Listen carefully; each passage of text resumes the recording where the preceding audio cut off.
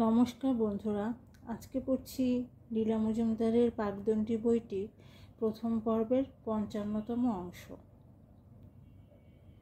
এই ২ বছরে আমরা পাকা কলকাতাইয়া হয়ে গেছিলাম।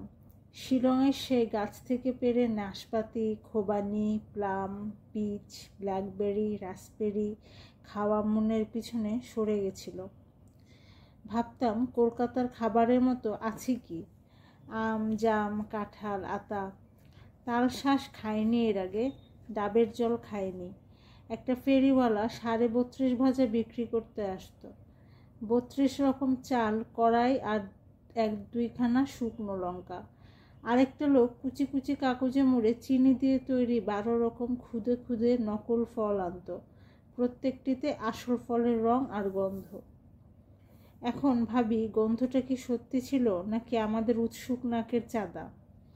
একজন পার্টিওয়ালা বেজায় ভালো চিকেন প্যাটিস আর চিজ কেক বেচে দিত। এক একটার দাম বড়জোর ২ আনা।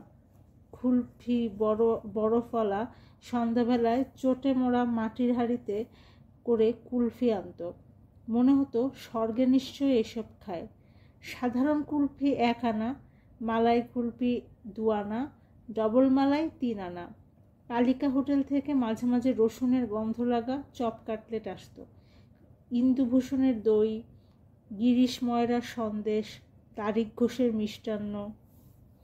এসবের মধ্যে পরে শিলংয়ের সেই তাজা ফলের স্বাদ, সেই ঘরে করা জ্যাম জেলি, মালপোয়া, সিঙ্গারা, প্যারেজির সেই ক্ষীরের বরফি, প্যারার কথা একেবারে ভুলে গেলাম। আশ্চর্য যে পাহাড় নদী বনের মধ্যে জীবনের প্রথম ১১ বছরের বেশি কাটালাম, সারাদিনের মধ্যে তার জন্য এতটুকু মন কেমন করতো না। সেই পাহাড়ের চূড়োর প্রথম স্কুল, সেই ধূপধুনো গন্ধে ভরা মা মেরির মূর্তি দিয়ে সাজানো সুন্দর চ্যাপেল, সব ভুলে গেলাম। খালি অনেক সময় গম্ভীর রাতে বাড়ির সামনেকার ট্রাম চলাচল বন্ধ হয়ে যাবার অনেক পরে, যেদিন ঘুম ভেঙে যেত আর চারদিকের বিকট নৈশব্দ বোঝার মতো বুকে চেপে বসত, তখন সরল গাছের সেই একটানা মর্মরের জন্য হৃদয়টা আমার হু হু করে উঠত। কিছুতেই আর ঘুমোতে পারতাম না। তখন থেকেই আমার পাতলা ঘুম, অনিদ্রার জ্বালা আজও গেল না। আরও বদলেছিলাম। শিলংয়ের সাজ পোশাক সম্বন্ধে একেবারে উদাসীন ছিলাম।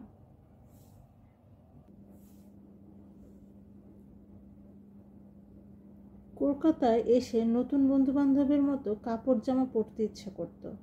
আমরা হেঁটে স্কুলে যাওয়া আসা করতাম, হাত গলা খালি থাকতো।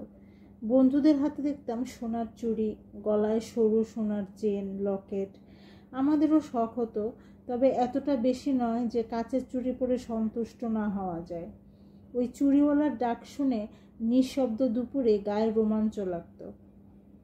প্রথম বছরটা কাপড় জামার শখ মেটাবার কোনো সুযোগ পাইনি, কারণ আমরা বোর্ডিংয়ে ভর্তি হবার সময় ছোট জ্যাঠামশাই দিদিকে আমাকে নিউ মার্কেটের কলম্যানের দোকানে নিয়ে গিয়ে ৬টা করে সাদা লং ক্লথের লম্বা হাতা ফ্রক, পিনাফোর, বডি পেটিকোট আর ইজের কিনে দিতেন।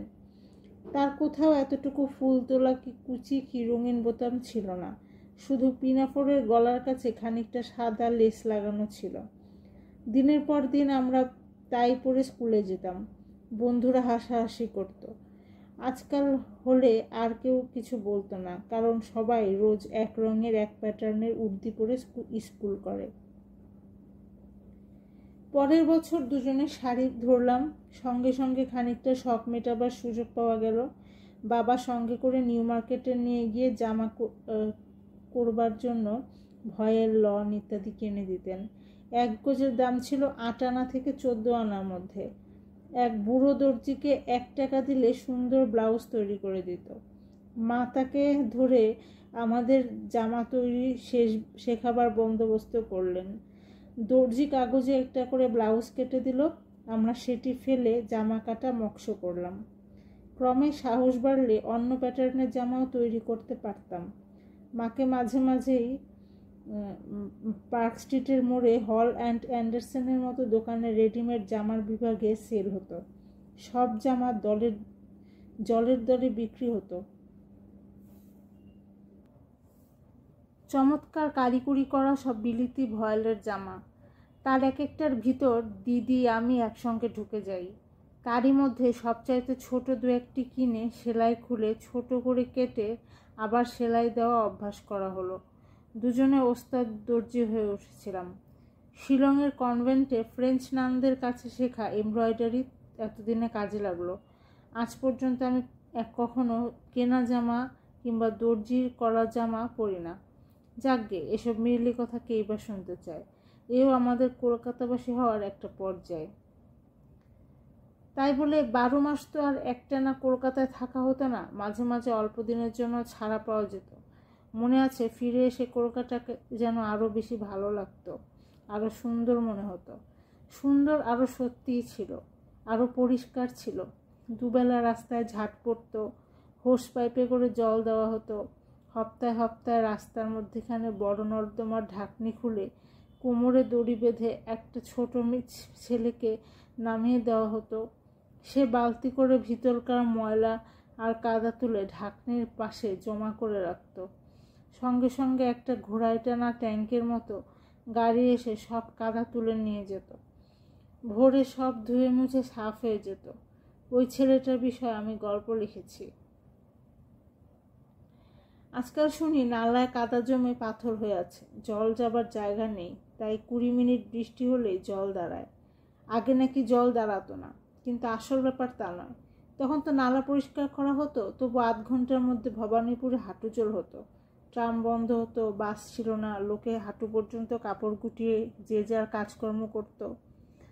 পরদিন উত্তর কলকাতার খবর পেতাম, গণেশ দ্বারা বুক ফুলিয়ে বলতো, আমাদের মেছুয়া বাজারে গামলা চড়ে লোকে যাতায়াত করেছে, কালীতলায় গলা জল। এইসব আমি নিজের চোখে দেখিনি, তবে দ্বিতীয় মহাযুদ্ধের আগেও দেখেছি। পার্ক স্ট্রিটের মোড়ের কাছে চৌরঙ্গিতে যে বড় পুকুর ছিল, এখন যেখানে পাতাল রেলের কাজ হচ্ছে, সে পুকুরের জল উপচে পড়ে গড়ের মাঠের জমা জলের আর চৌরঙ্গির জমা জলের সঙ্গে মিলেমিশে ছোটোখাটো একটি মহাসাগর তৈরি হয়ে যেত। তাতে বড় বড় মাছ সাঁতরে বেড়াতো। তাদের আদিবাস ওই বড় পুকুরটি।